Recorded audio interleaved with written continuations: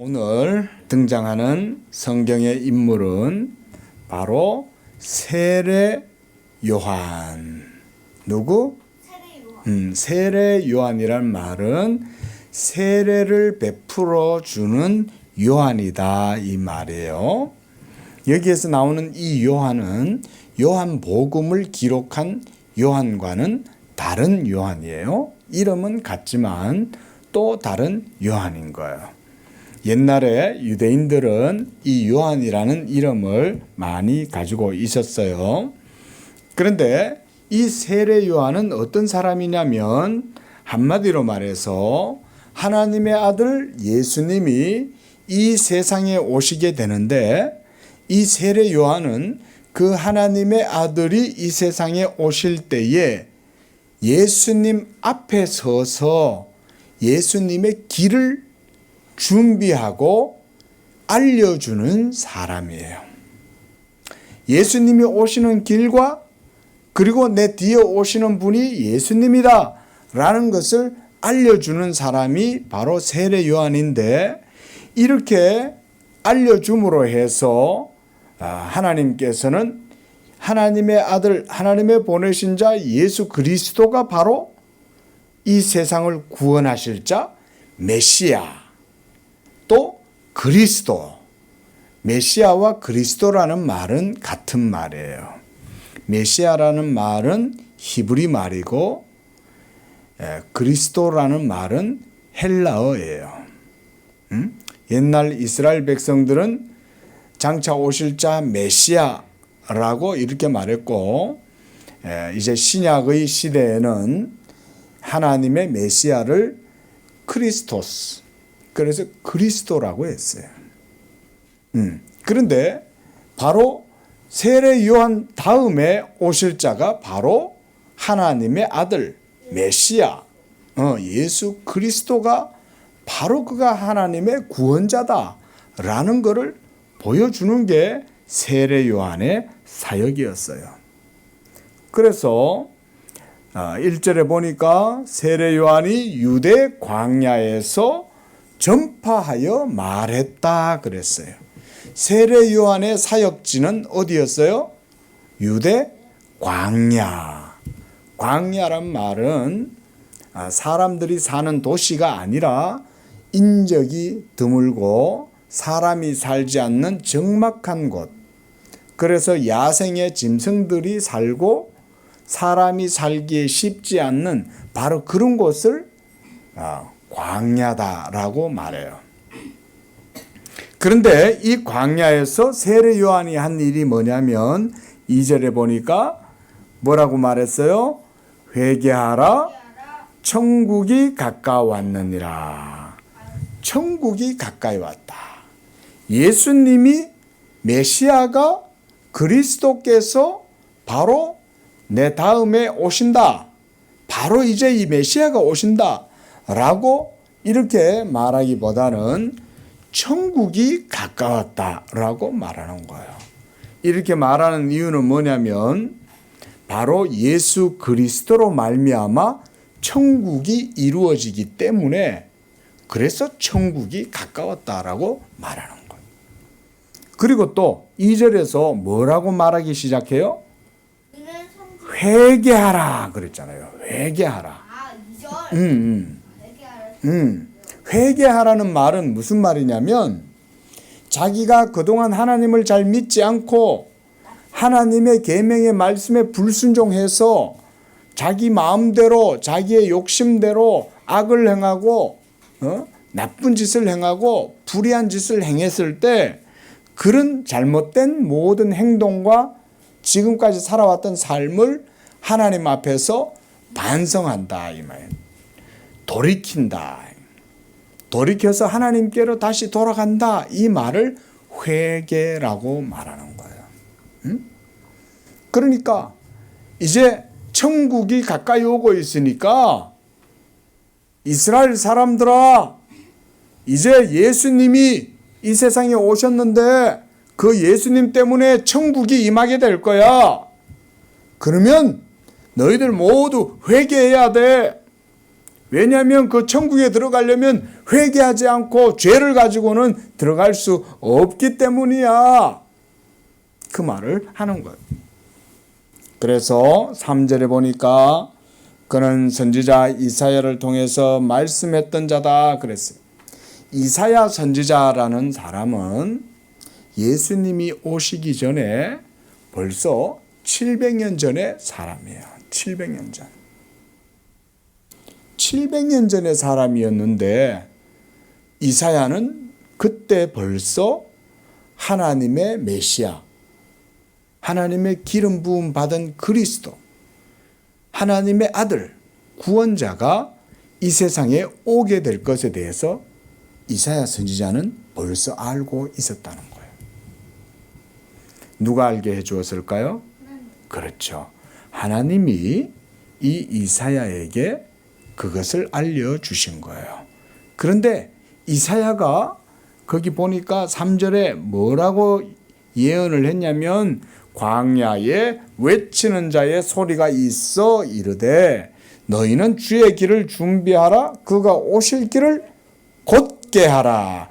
곧게 하라. 이 말은 똑바르게 굽어 있는 것을 펼쳐가지고 이렇게 굽어 있는 것을 펼쳐서 똑바르게 해라 이 말인 거예요.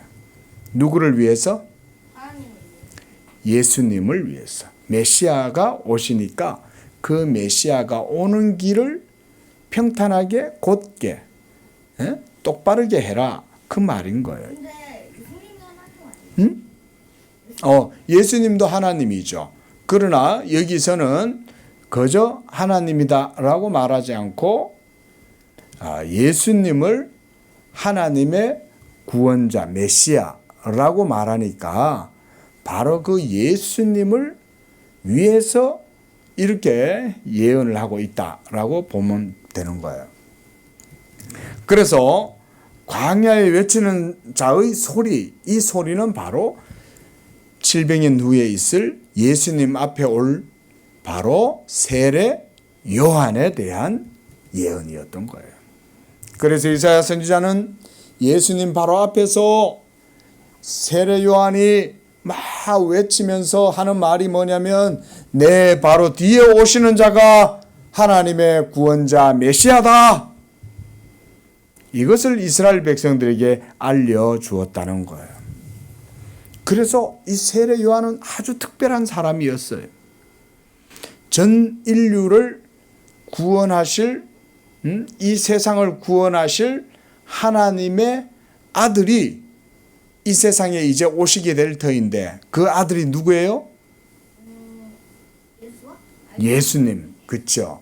맞아요. 그 아들이 바로 예수님이었어요. 그 예수님이 오시는 길을 이 요한은 준비하게 된 거예요. 그래서 세례 요한은 아주 특별한 사람이라고 할 수가 있어요. 이 세례 요한은 태어날 때부터 특별하게 태어났어요. 하나님의 천사가 세례 요한의 어머니 엘리자베스에게 알려주었어요. 그래서 너에게서 태어날 이 아이는 하나님의 메시아를 위해서 미리 하나님이 택하시고 준비한 사람이다. 이러면서 세례 요한이 어머니의 뱃속에 있을 때부터 하나님의 특별한 부르심을 받고 태어난 아이였어요. 그래서 이 세례 요한은 자랄 때도 일반적으로 다른 사람들하고 같은 삶을 산 게 아니라 선지자적인 삶을 살았어요. 그래서 평범한 삶을 살지 않고 어디서 살았다 그랬어요? 도시에서 살았어요? 시골에서 살았어요? 어디서 살았어요? 광야에서 살았어요. 광야라고 하는 것은 그 유대에 사람들이 살지 않는 황폐한 지역. 한마디로 들 이런 데요. 들에서 사람들이 살진 않잖아요. 그렇죠? 그런데 이 유대 지역의 광야는 우리가 보통 생각하는 이런 들과도 틀려요. 숲도 없고 메말라 있고 나무도 별로 없고 풀도 별로 없어서 정말 사람이 살기에 척박한 곳, 그런 곳이 광야인데 이 세례 요한은 바로 그런 곳에서 하나님의 메시아, 하나님의 그리스도, 예수님의 오시는 길을 준비하면서 하나님의 말씀을 전했던 거예요. 그러면서 4절에 보니까 이 요한은 낙타털 옷을 입었다 그랬어요. 그리고 허리에는 가죽띠를 띠고, 그리고 음식은 메뚜기와 석청이었다 그랬어요. 일반적인 음식을 먹은 게 아니죠, 그렇죠? 고기를 먹고 또 맛있는 아이스크림도 먹고 피자도 먹고 밥을 먹고 빵을 먹고 그렇게 산 게 아니라. 근데 진짜 엄청 먹을 수 있는데. 메뚜기는 아빠도 어려서 메뚜기를 많이 먹어봤어요. 여기서 석청이라고 하는 것은 뭐냐면 꿀을 얘기하는 거예요. 꿀. 꿀은 먹을 수 있죠, 그렇죠? 그런데 메뚜기도 옛날에는 많이 먹었어요. 오늘날도 메뚜기는 음식으로 파는 사람들이 있어요. 메뚜기가 맛있어요. 자, 이렇게 세례 요한이 하나님의 말씀을 전하니까 많은 사람들이 이 세례 요한에게 몰려들기 시작했어요. 하나님이 사람들을 세례 요한에게로 몰아가는 거예요. 그래서 세례 요한에게 가서 하나님의 말씀을 들어라. 하나님께서 그래서 많은 사람들을 예루살렘과 온 유대와 요단강 사방에 있는 이런 사람들을 다 세례 요한에게로 하나님이 몰아가시는 거예요. 그러자 세례 요한이 그들에게 세례를 베풀기 시작했어요. 그래서 요단강이라고 하는 강에서 많은 사람들이 세례를 받고 죄사함에 회개를 하고 세례를 받았어요. 그때 7절에 보니까 바리새인과 사두개인들이다 그랬어요. 이 바리새인과 사두개인들은 유대인들이에요. 유대인들. 이 유대인들이 이 유대의 지도자들이에요. 바리새인과 사두개인들이라는 사람들은. 그런데 이들은 하나님을 믿는다고 말은 하는데 입으로만 하나님을 믿는다고 하고 실제로 마음속에는 하나님께 대한 믿음도 없고 하나님의 말씀에 대한 순종도 없는 거예요. 그래서 이 세례 요한이 그들을 향해 가지고 막 야단을 치는 거예요. 그들의 잘못된 신앙에 대해서 막 소리를 지르는 거예요. 뭐라고 말을 했어요? 독사의 7절에 독사의 자식들아. 독사란 사탄을 말하는데 이 사탄의 자식들아 라고 하는 말과 같은 거예요. 그러니까 예수님이 오시면 온 세상을 심판하실 터인데 누가 너희로 하여금 이 임박한 하나님의 심판과 진노에 대해서 피하라고 하더냐. 바리새인과 사두개인들도 이 세례 요한에게 와가지고 세례를 받으려고 전부 다 모여든 거예요. 그때 세례 요한은 회개에 합당한 열매를 맺으라고 말합니다. 그리고 속으로 아브라함이 우리 조상이라고 생각하지 마라 그랬어요. 유대인들은 아브라함의 혈통의 자손들이에요. 유태인이에요. 오늘날 우리는 유태인이라고 그러는데 보통 유대인이다라고 말하면 돼요. 그런데 이 유대인들은 자신들이 아브라함의 후손들이라고 생각하고 굉장히 자부심을 가지고 있었어요. 그걸 자랑했어요. 그런데 세례 요한은 정작 그들에게 뭐라 그랬냐면 너희가 아브라함의 후손이고 아브라함이 너희의 조상이라고 자랑하지 마라. 그런 거 자랑하는 거 아무것도 아니다. 이 말은 뭐냐면 오늘날 우리도 교회 다닌다고 해서 그것으로 모든 게 하나님 앞에서 다 끝난 게 아니라는 거예요.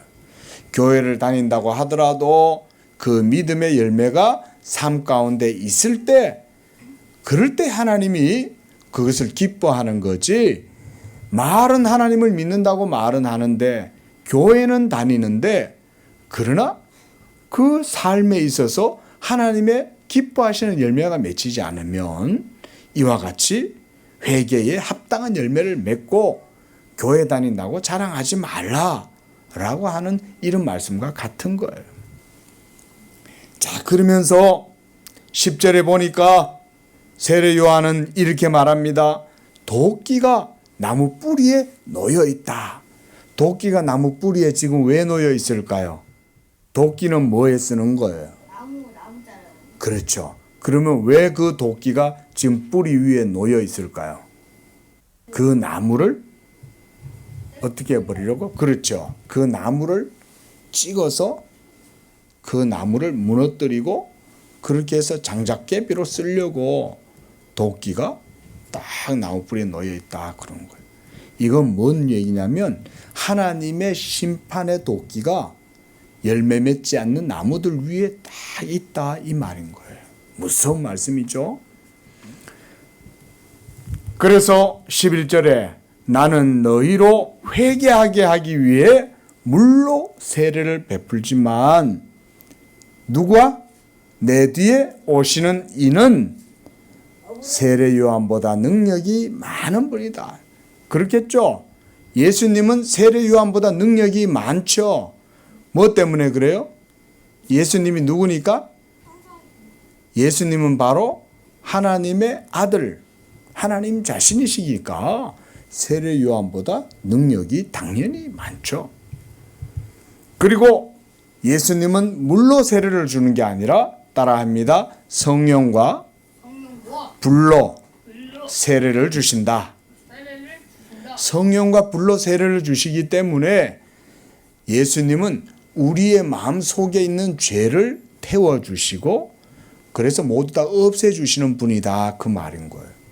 우리의 외적인 모습을 껍데기를 씻어주는 게 아니라 건우 속에 있는 영혼을 깨끗하게 건우의 마음을 깨끗하게 그래서 건우 속에 있는 죄를 성령이 태우고 씻어주신다 이런 말인 거예요. 그리고 예수님은 또한 12절에 손에 키를 들고 자기의 타작마당을 정하게 하시는 것처럼 알곡과 곡간에 그 모든 것들을 모아드리고 그리고 쭉정이는 꺼지지 않는 불에 태우실 것이다. 자, 여기서 꺼지지 않는 불은 어디를 얘기하는 건지 알아요? 그래요. 바로 그 지옥에 하나님을 믿지 않고 그래서 온갖 악을 행하고 거짓말하고 살인하고 음란하게 행하고 이런 모든 죄를 저질렀던 사람들을 예수님이 모두 다 이 불 지옥에다가 던진다. 심판하신다. 그런 말인 거예요. 자, 말씀을 맺어요. 세례 요한의 사역은 바로 하나님의 메시아 그리스도를 이 세상에 나타내 보여주는 그런 사역을 세례 요한이 했던 거예요.